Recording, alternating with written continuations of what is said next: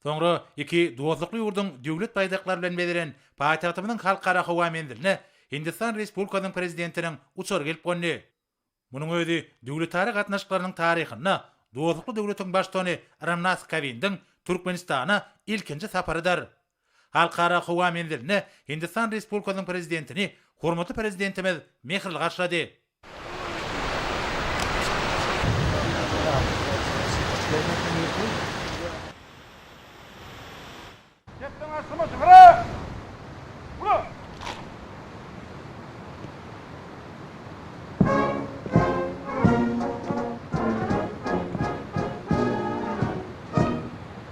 Hormatly Hindistan Respublikasynyň prezidenti, teden Qarastad Baqi Türkmenistanyň paýtagty Aşgabat şäherine gelmegi münasibetli hormat golunama durdurly.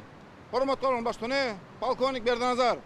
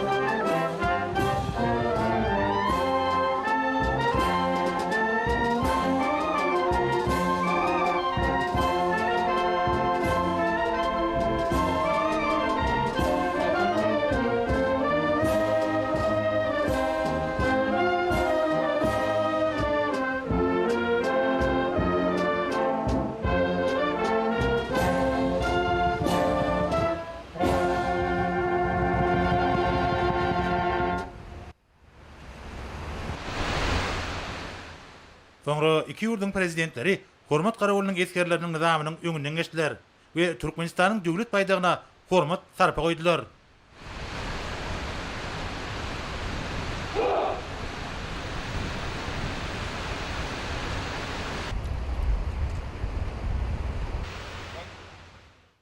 Resmi garşynyş davrasy tamamlanandan soňra Hindistan Respublikasynyň prezidentiniň awtokerwani ýyldız mihmanhanasyna tarap gurady.